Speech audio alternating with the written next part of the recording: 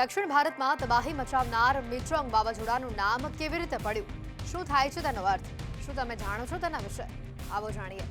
ભૂતકાળમાં ઓખી, કટરીના, લીઝા, લેરી, તાઉતે, વાયુ, બિપોરજોય જેવા વાવાઝોડાના નામો રાખવામાં આવ્યા હતા. આ વખતના વાવાઝોડાનું નામ મિચોંગ રાખવામાં આવ્યું છે. દરેક વાવાઝોડાનું નામ અને તેનો વિશેષ અર્થ હોય છે.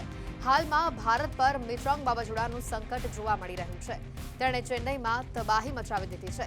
ત્યારે સૌ કોઈના મનમાં પ્રશ્ન ઊભો થતો હશે કે આખરે આ વાવાઝોડાનું આવું વિચિત્ર નામ કોણે રાખ્યું હશે અને તેનો અર્થ શું થાય છે? જાણો, આવું નામ કેમ રાખવામાં આવ્યું તેની પાછળનું કારણ. મ્યાનમાર દ્વારા રખાયું છે મિચોંગ નામ. તેનો અર્થ થાય છે તાકાતવર અને લચીલું. હિન્દ મહાસાગરમાં સર્જાયેલું આ છઠ્ઠું વાવાઝોડું છે. ઘણા બધા દેશો સાથે મળીને વાવાઝોડાના નામ રાખતા હોય છે. તેના માટે અલગ અલગ નામો પહેલેથી જ આપી દેવાયા હોય છે. આ નામકરણ માટે સંગઠન પણ બનાવવામાં આવ્યું છે, જેમાં વિવિધ દેશોનો સમાવેશ પણ કરાયો છે. વાવાઝોડાનું નામ કયા દેશે રાખ્યું?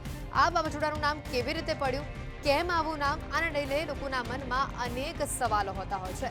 નામ સાંભળતા જ આ નામ જાણે ચીન દ્વારા રાખવામાં આવ્યું હોય તેવું કેટલાક લોકોનું માનવું છે. પરંતુ અસલિયત કંઈક અલગ છે.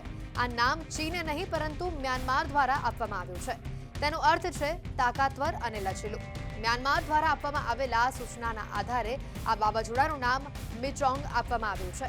વાવાઝોડું મિચોંગ બંગાળની ખાડીમાં સર્જાયેલું આ વર્ષનું ચોથું વાવાઝોડું છે અને 2023માં હિન્દ મહાસાગરમાં સર્જાયેલું છઠ્ઠું વાવાઝોડું. વાસ્તવમાં વિશ્વ હવામાન સંસ્થાના ધોરણો અનુસાર આ નામ એવા ચક્રવાતને આપવામાં આવ્યું છે જેની ઝડપ 65 કિલોમીટર પ્રતિ કલાકથી વધુ છે. આ ઝડપ નક્કી કરે છે કે ચક્રવાત કેટલું જોખમી છે. 13 દેશો નક્કી કરે છે નામોની યાદી. ક્યુ, યુ, એક્સ, વાય, ઝેડ સિવાયના અક્ષરોનો થાય છે ઉપયોગ. નામ રાખવામાં થાય છે ઓડ ઇવન ફોર્મ્યુલાનો ઉપયોગ. વિનાશક વાવાઝોડાનું નામ યાદીમાંથી કરાય છે કાયમી દૂર. એટલાન્ટિક ક્ષેત્રમાં ચક્રવાતના નામકરણની શરૂઆત 1953ની સદીમાં થઈ હતી, જ્યારે હિન્દ મહાસાગર ક્ષેત્રના 8 દેશોએ ભારતની પહેલ પર વર્ષ 2004માં આ તોફાનોને નામ આપવાની સિસ્ટમ શરૂ કરી હતી. આ 8 દેશોમાં Bharat, Bangladesh, Maldives, Myanmar, Oman, Pakistan, Thailand અને શ્રીલંકાનો સમાવેશ થાય છે. વર્ષ 2018માં ઈરાન, કતાર, સાઉદી અરેબિયા, યુએઈ અને યમન પણ તેમાં જોડાયા હતા. જો વાવાઝોડું આવવાની સંભાવના છે તો આ 13 દેશોએ ક્રમમાં 13 નામ આપવા પડશે.